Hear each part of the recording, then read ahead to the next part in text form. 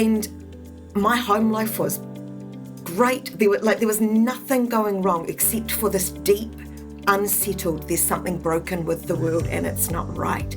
And I tell you what saved my life, and I genuinely believe this, is a visiting prophet came to our church and he pointed me out and he said, "You young lady, what is okay for other people will not be okay for you, and what is normal for other people will not be normal for you."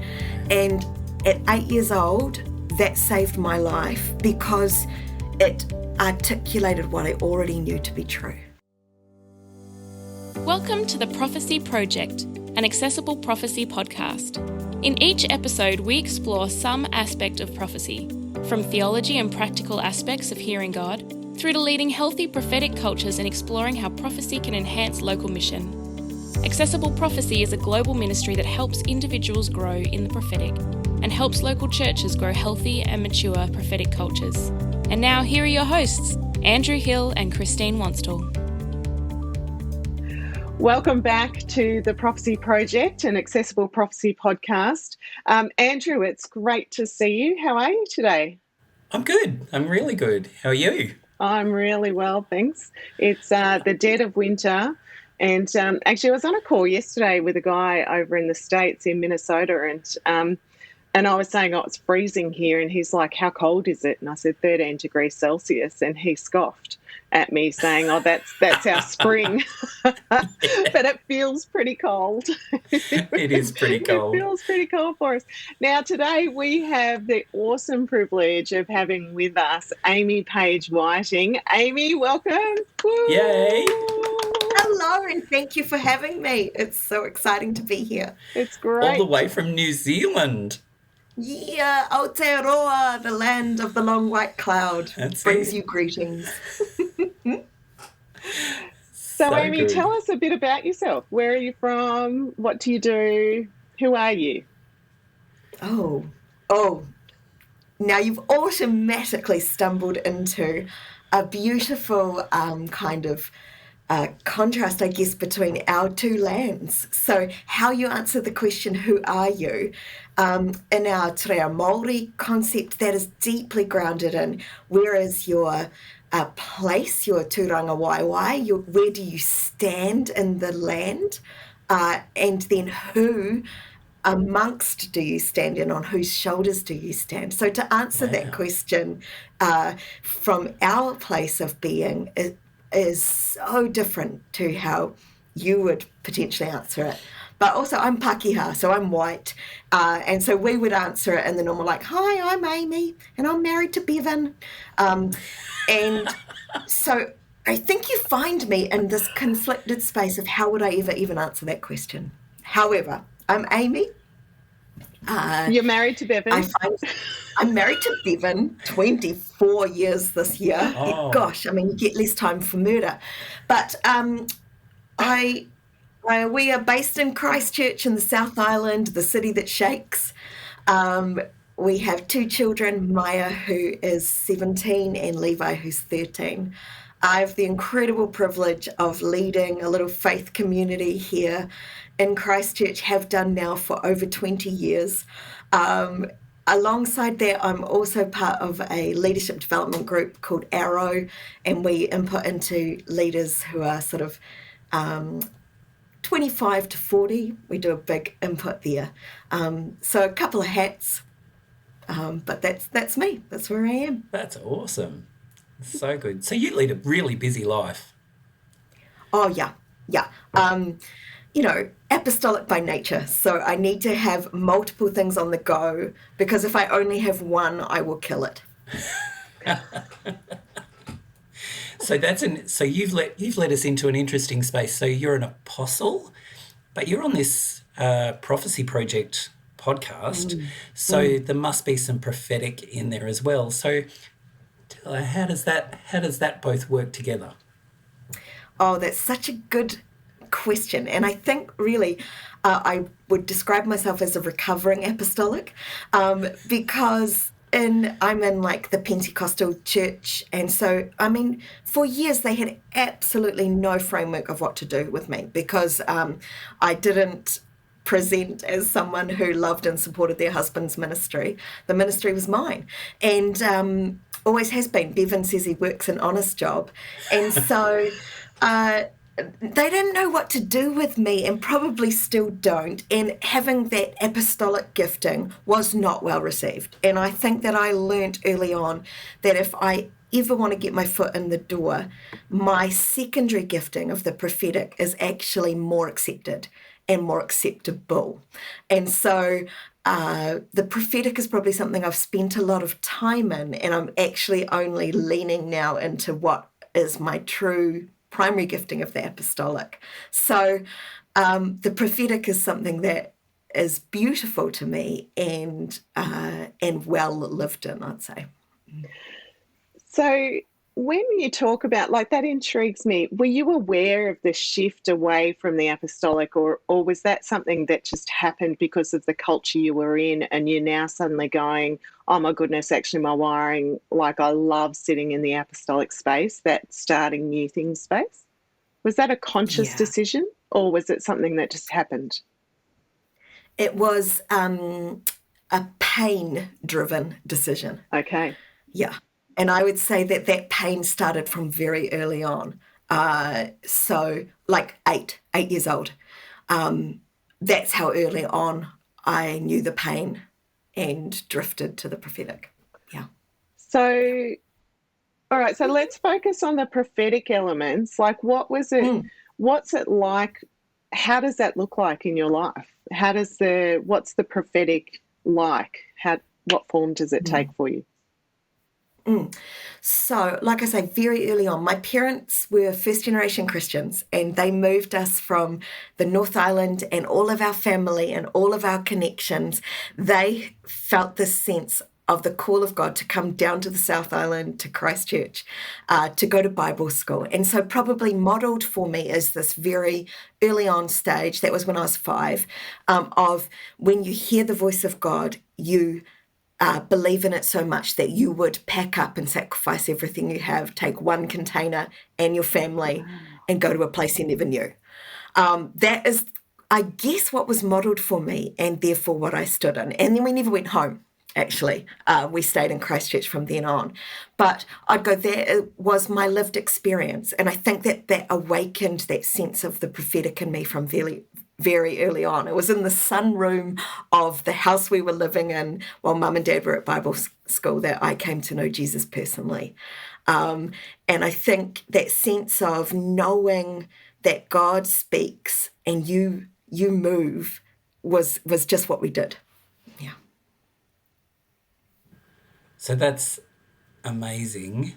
And I want to push. I want to push in a little bit further. So you were 8 years old, did you say? And you gave your life to Jesus? 5 when I gave my life to Jesus, but 8 was when I knew the pain.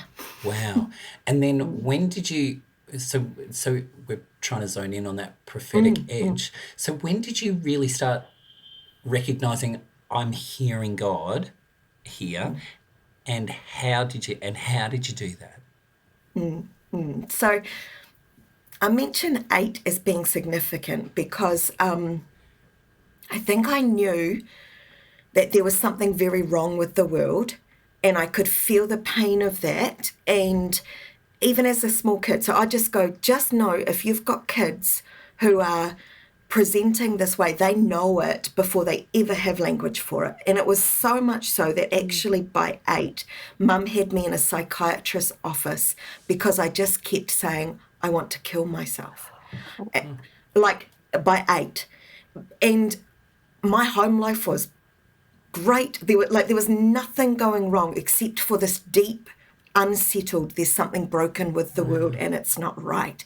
And I tell you what saved my life, and I genuinely believe this, is a visiting prophet came to our church and he pointed me out and he said, you young lady, what is okay for other people will not be okay for you, and what is normal for other people will not be normal for you.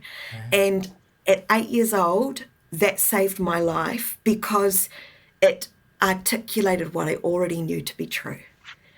And so lots of people would say, you can't say that to an 8-year-old, that's like, too much. But honestly, for me, I went, It's okay. What I'm feeling and knowing is known by God, and that's where that kind of ability to go, oh, this unrest, this fierce drive for justice, this passion for standing up for the underdog, this whole way of being that was being played out in the school classroom, and all of that from that early on age. That's when I started to know, oh, this is God. Because you've just described there some really classic signs of a prophet, is the fierce sense of justice, that emotional almost overload of Overload. passion and fierceness that gets felt. So how did that play out for you so once you have this visiting prophet come to town, and I have to admit, I struggle sometimes with that upfront sense of prophets standing up and bringing words and then leaving. Yep. And so I'll take on board the fact that maybe I need to shift some of my perceptions around how that might be good, because for you that was groundbreaking. Yeah. So how did that play out from your teenagers into ministry life? And I think that that's the really interesting thing, is that I think God has the most incredible sense of humour, because I am born into the Penty land of church, and in so many ways it would be way easier to be Anglican. I don't know about Baptists, you guys are cray-cray, but some people would just say we wear brown cardigans, but we don't. We actually don't. Oh, okay, yeah. Andrew's in blue. Yeah, mine's blue. I think in terms of the acceptance of women in leadership, my denomination and my church setting just was so not into that. And that was brutal. I remember kind of as I pushed through to teenage world, and I was in youth conferences, and then I was a key leader in my youth group from the time I was 15, and stepped into leading the group by the time I was 18, and together with a team we planted a congregation by the time I was 20. So all through that time, the prophetic is what kept me going, because there was this deep internal sense of, but God said it. God says that it's okay. God says that we have to go after this. And so fighting constantly against, at that time I was the first woman youth pastor in my denomination. And there was only one other in the city that I knew of. It was really abnormal. This is late 90s, for there to be women leaders, leaders. And so, I remember sitting in groups with all these other male youth pastors in their pointy shoes and sharp sports jackets, kind of talking about how there were no decent female speakers, there were no decent female, what could they really contribute? And that's why we don't have them speaking in our conferences. And, and they meet me and my, I would say, immature prophet apostolic at that time. And I'd go, it was immature because at that time I was interested in getting my rights and my voice, and you can't keep me down. I'll show you and I'll be better than the boys. This is the deeply immature and unsanctified expression of what this prophetic apostolic impulse did to me, and what I inflicted on the people around me. And that's where the pain came from. It's the squashing, the rejecting, the sidelining of that voice. And I understand why. It probably sounded very angry. So there's so much there, Amy, around, oh my gosh, I want to unpack and understand what that was like for you, because I suspect there's a whole bunch of women listening to this going, yes, but I probably did that too. Like, I'm hearing around the angry, that sense of immaturity, and I go, yeah, I recognise that for me. And and the challenge of finding your spot. Where do I fit? And this sense that you never quite fit anywhere. No. Which is why that prophetic word at 8 has saved my life over and over again, because what's okay for other people isn't okay for me, and what's normal for other people is not normal for me. And what I've discovered is, although I think thank the Lord, we are seeing now a much greater acceptance of women in leadership and a much greater sense of voice and place. The church is behind the world, but slowly we are catching up. And I'd go, the way the prophetic has helped me is it has given me, unless I know that God is asking me to do something, I won't step in anymore, because there are too many hills to conquer, too many minds to change, and too many fields that just need revolutionizing. So that's the apostolic, right? That's that voice like, oh my gosh, we could change this thing and it needs changing because it's wrong and there's no justice and you misogynistic idiots. That's whoops, probably shouldn't have said that. But then the prophetic is what has held me to go, what is the peace that God is inviting me into? What is the peace that God wants me to step into and to hold and to pray for and to humbly serve in, that we might see change for which peace? And that's where the prophetic has saved me. That's so good. And look at, and so I just jumping in from a male perspective. Yes, I Leo, go, Amy, good on you for hanging in there. So? Good. Sorry? Where are you going to go with this one? Come on then. Oh, I just go, good on you, Amy.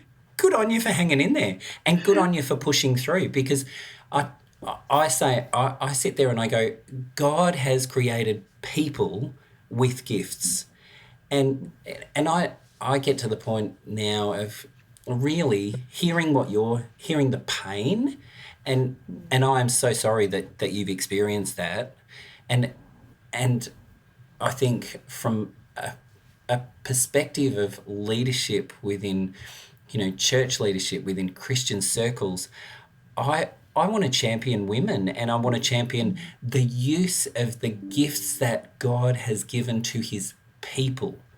And I sit there and I go, it's high time that we got over the gender thing, because God created people in his image, and people with gifts to minister to other people. And I sit there and I go, come on, guys, let's get over it. We're in this particular time frame. And so, from my perspective, good on you for hanging in there. Thank you for enduring the pain to come out the other side and push through that and lead in the way that you do, because you are an absolute legend of a leader. You really are. Oh, thank you. I'd have to say some of the pain was definitely self-inflicted.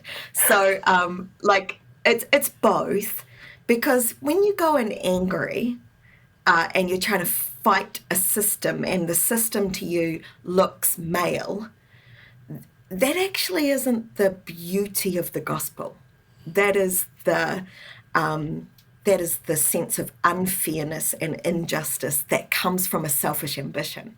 And so I would say some of the pain was the system, but some of the pain was self-created, because I tried to fight in my own strength and for my own ambition. And probably the transformational piece, I know that you've talked already about finding your identity and sitting in that place in God. I'd go probably the transformational moments of this in me, and the place where I started to see the freedom and the beauty was to go, yes, my fight is about justice.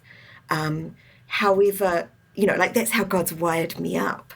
However, what I'm looking for is the allies and the people of peace, who are both men and women, who are looking to see the gospel transform our nation or our space. And so I started to realize, and I think repent of both the sense of that my voice needs to be heard. No. What actually needs to be heard and experienced is the beauty of the gospel and the truth of the gospel, that there is no slave, no free, no Gentile, no Jew, no men, no woman. And how I can be part of that transformation is what God's invited me into, not the finding of my place as a leader, So, yeah. It's an interesting thing, though, isn't it? Just and I do want to say, Andrew, it's guys like yourself who create the space to help us engage in that, and so I'm incredibly grateful for what you said before, because that was meaningful for me as well. Just that sense of it's men actually championing and creating space that helps to shift things. But sorry, go. And I would say, Chris, I hear what you say, Amy, as well, in terms of, people who say, oh, there's no great Christian women speakers out there. It's because we don't look hard enough. Actually, there are amazing Christian women.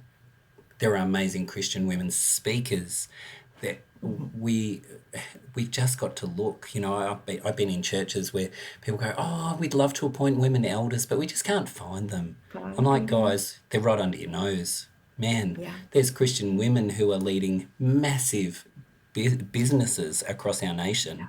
And I sit there and I go, and they can speak and they have an amazing insight. And I think often women see things, and I don't want to just get on that barrow. I know you don't want to genderize it. Yeah, but anyway. But I sit there and I go, women have amazing insight that men just don't have in a lot of instances. And so one of the things that I actually love seeing in churches is women actually being given that voice to be able to go, actually, I think I'm seeing this, or I'm sensing this. And so God has created us with some uniquenesses in our genders, and we need to draw on those uniquenesses. And I want to see those uniquenesses lifted up, because we need each other. We really need each other, particularly in this particular time that we live in. So totally. And I think that is that's the place that we find ourselves in, is going, women who are gifted and skilled, have incredible capacity and character, have found no space and no voice within the organisations and churches we lead, and therefore they are doing it outside of it. And they are entrepreneurs, they are CEOs, they are lawyers, they are teachers, they are all of these things that we say we want in the church. The reason we don't have them is you rise to what you see, and whoever has the power. Sheryl Sandberg, who's just stepped out of being the COO of Meta, Facebook, wrote about the sense of whoever holds the power at the moment is the one who therefore has the opportunity to shift where the power goes. And so women, I go, align with men who see you as equal partners and will open the doors or the space to the table or whatever. Men, if you hold the power, which mostly you do, that's what privilege is, actually you just have to start going, if I want more of it, I have to create space for people to see and rise to it. So look harder. Yeah, it's an awesome conversation.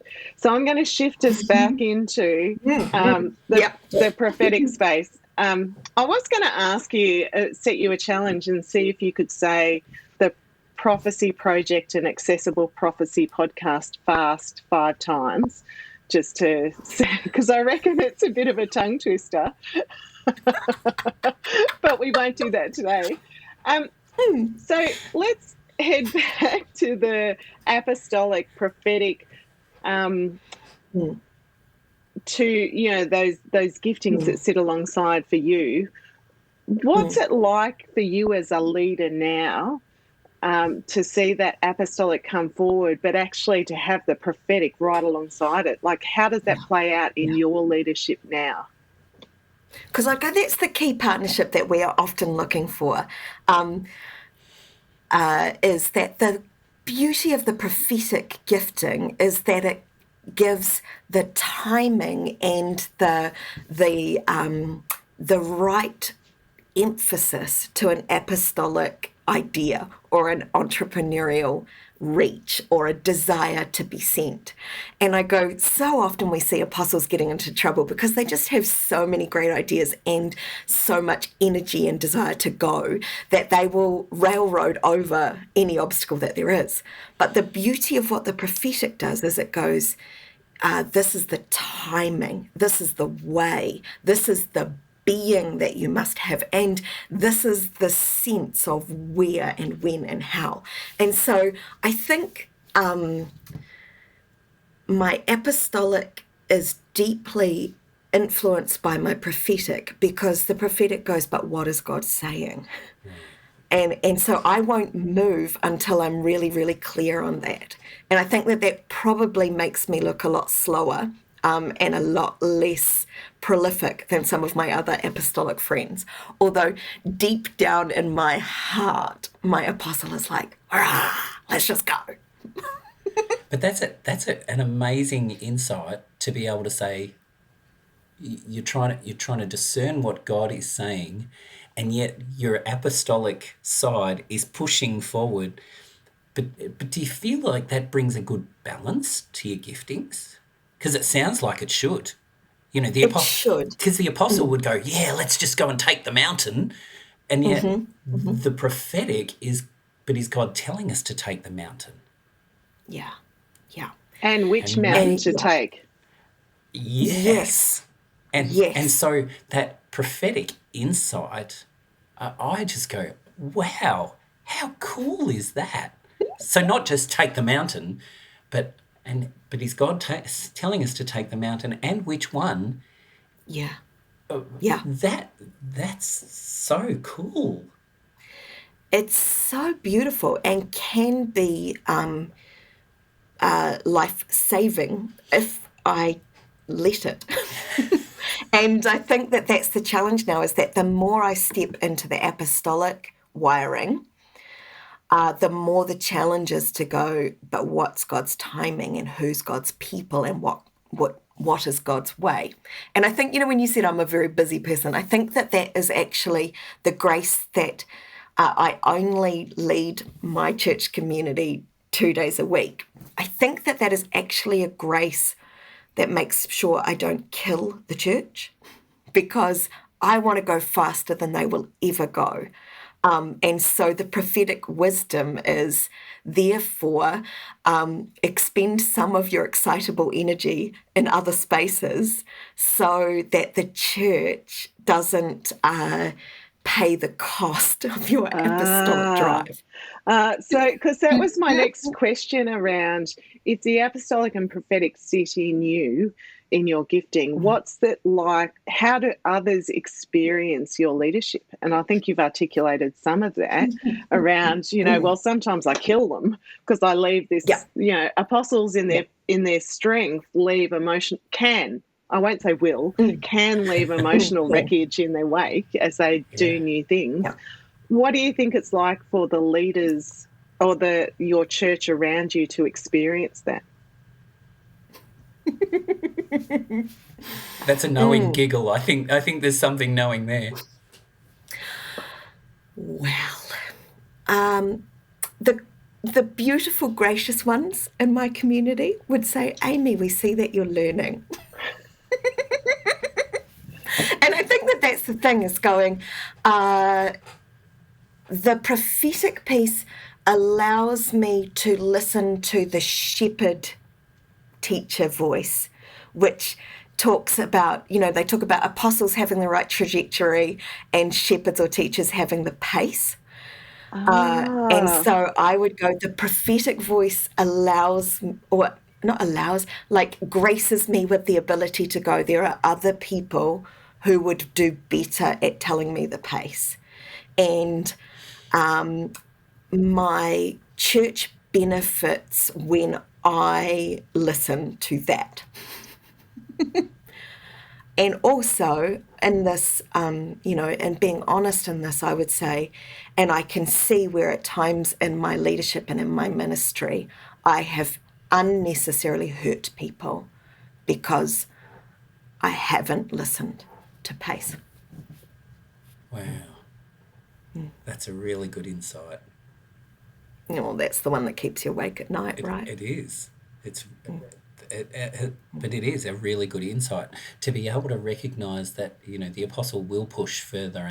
And even what you just said about the shepherd teacher, can you just unpack how you've experienced that, that insight into the prophetic as well? Because often we will say, the shepherd teacher, that's the classic gift within the church, that's where everybody sort of sits, that's great, nice. But we need the balance, we need the apostle, the prophet, the evangelist, we need the balance back in. But what you just said was actually they bring the balance back in.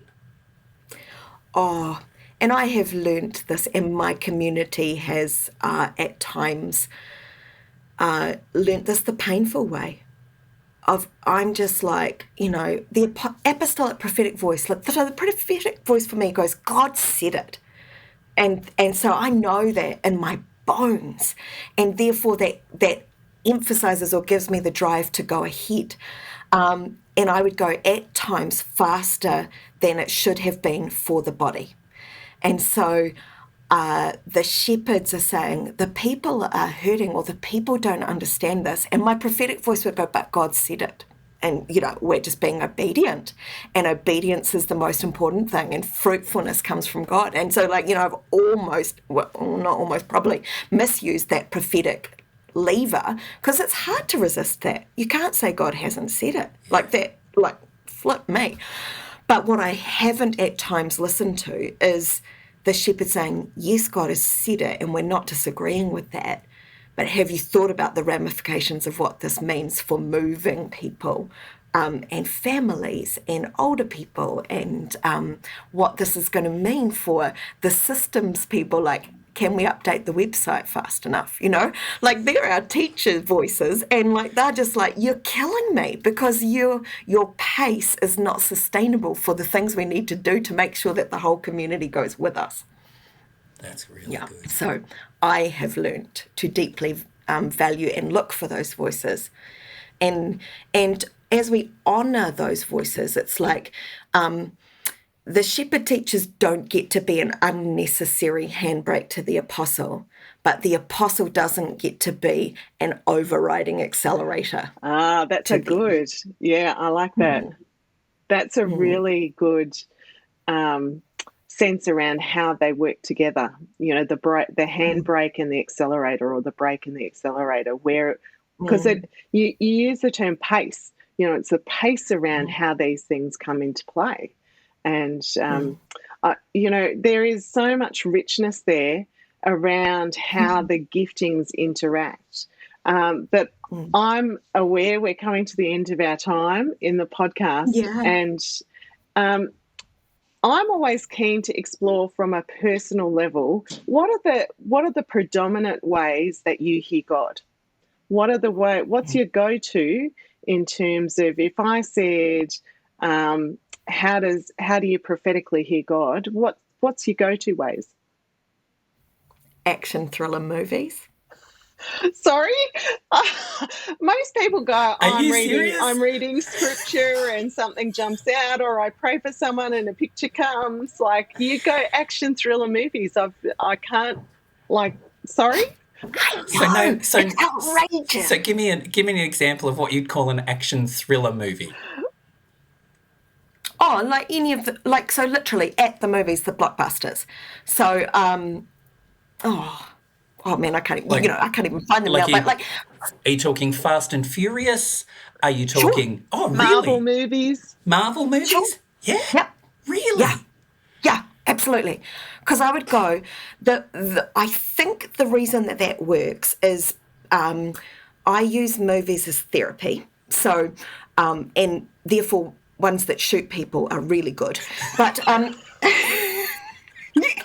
because because I go, I'm so frustrated with like what's not happening and how people are not moving and how I can't achieve everything that I need to. And I go into a movie in that kind of like sense. And then as the action thriller unfolds, there are always moments where the hero, which is of course how I see myself, I cast myself as the hero, where the hero is weak or the another character deeply shifts their heart, or there is some line that is thrown out. Like, I mean, back in the day, Lord of the Rings, right, where Frodo is dying from the weight of carrying this thing, and I mean, Frodo's a whiny little thing at the end. Like, that's the thing that got me, is like, don't be a whiny little wuss, because the other characters within that space spoke to what needed to happen. You know, that moment he's like, I can carry the ring and you know, I'll bring my axe, I'll bring my sword.